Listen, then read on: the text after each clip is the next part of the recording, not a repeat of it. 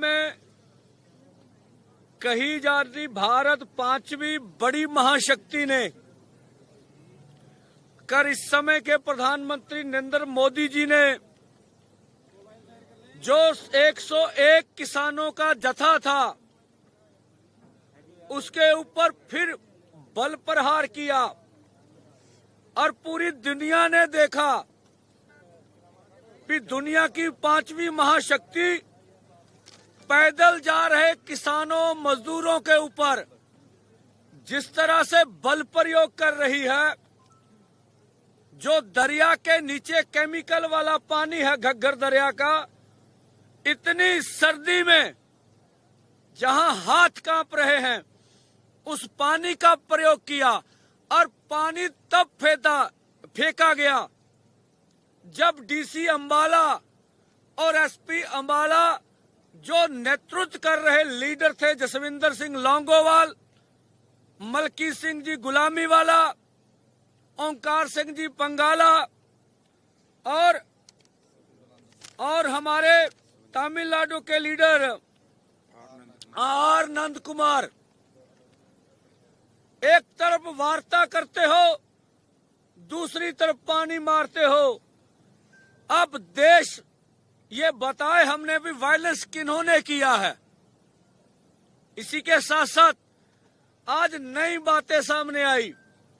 हमारी स्टेज के ऊपर भी हंजू गैस के बम फेंके गए और हमारी स्टेज से आगे रॉकेट लॉन्चर से तकरीबन 1-1.5 किलोमीटर आगे जाकर भी एक गोला फेंका गया और दूसरी ओर खेतों में भी हंजू गैस मारा गया। इसके पीछे सरकार की मंशा क्या हो सकती है?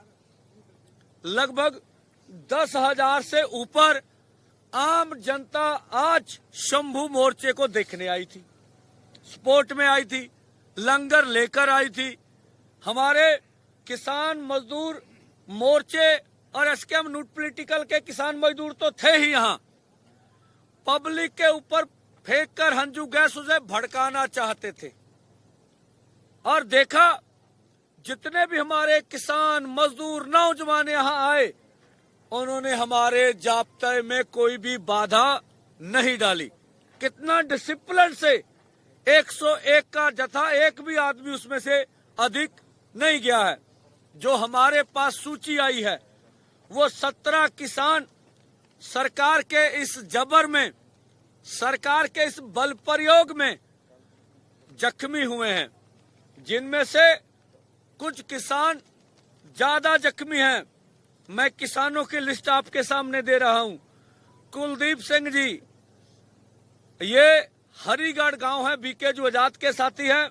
सुखदेव सिंह जी भूटान, बीकेजू आजाद के साथी है। शमशेर सिंह जी संगरूर, ये भी बीकेजू आजाद के साथी हैं। मुख्तियार सिंह जी खुराना, ये भी बीकेजू आजाद के साथी हैं। दर्शन खोखर लहरा, ये भी बीकेजू आजाद के साथी हैं। मीहा सिंह मंगवाल, ये भी बीकेजू आजाद के साथी हैं। जगीर सिंह फौजी, जो बीकेजू बहराम के साथी, ये भी गंभीर जख्मी हैं। कुलदीप सिंह भी और ये भी। उसके आगे परमजीत सिंह जी हरदासपुरा, ये भी पटियाला से जख्मी हैं। अमनप्रीत सिंह जी, ये पटियाला से हैं, ये भी जख्मी हैं। इंद्रजीत सिंह जी, ये पटियाला से हैं, बीकेजू पनहेड़ी के साथी है, ये भी जख्मी हैं। राजकुमार टांडा हरियाणा से, बोलते अकेले किसानों के जत्थे हैं, हरियाणा से हमारे साथी ये जख्मी हुए हैं। सुखविंदर सिंह जी, ये गुरदासपुर से हैं, किसान मजदूर संघर्ष कमेटी के साथी हैं, इनका डेहरीवाल गांव है, ये जख्मी हुए। हजारा सिंह, ये पटियाला से बीकेजू पनहेड़ी के साथी हैं। साधु सिंह जी, ये भी बीकेजू आजाद के साथी हैं, ये संगरूर से हैं, ये भी जख्मी हैं। सुखवंत सिंह गुरदासपुर, ये किसान मजदूर संघर्ष कमेटी के साथी हैं। और आज आर अनंत कुमार जो कोयम्बटूर तमिलनाडु से आए थे, वो इस जत्थे की अगुवाई करते हुए तिरंगा हाथ में लेकर आगे जत्थे में गए थे, आपने देखा है। और इसमें हरियाणा के मनजीत सिंह, मुख्तार सिंह, ये भी जत्थे में शामिल थे। तो अन्य राज्यों के किसान भी आज के जत्थे में शामिल थे। आज भी हमें जवाब नहीं मिलेगा जो हम जवाब केंद्र से मांगते हैं। 100 आदमी का जत्था देश के अमन कानून के लिए किस तरह से खतरा है, इसका जवाब चाहिए। आप संविधान के ऊपर चर्चा कर रहे हो। कौन सा देश का संविधान किसानों के ऊपर इस तरह से बल प्रयोग करने का इजाजत देता है? आप संविधान के ऊपर चर्चा कर रहे हो। 1 साल से नेशनल हाईवे के ऊपर इस तरह से दीवारें बनाने का कौन सा संविधान आपको अलाउ करता है, ये भी बताओ। और उन सड़कों के ऊपर आप किलो की फसल उगाते हो, और ये कौन सा संविधान इसकी इजाजत देता? कम से कम हमें तो बताओ। लेकिन सत्ता पक्ष हो या विपक्ष हो, मिलकर गेम खेल रहा है। और देश की पार्लियामेंट में हमारे किसान मजदूर के मुद्दे पर बिल्कुल भी चर्चा नहीं हो रही है, और ये दुखद है देश के लिए। और हम देख रहे हैं, आज हमने देखा 140 करोड़ भारतीयों ने शंभू बॉर्डर और टिकरी बॉर्डर की आवाज लगाई है।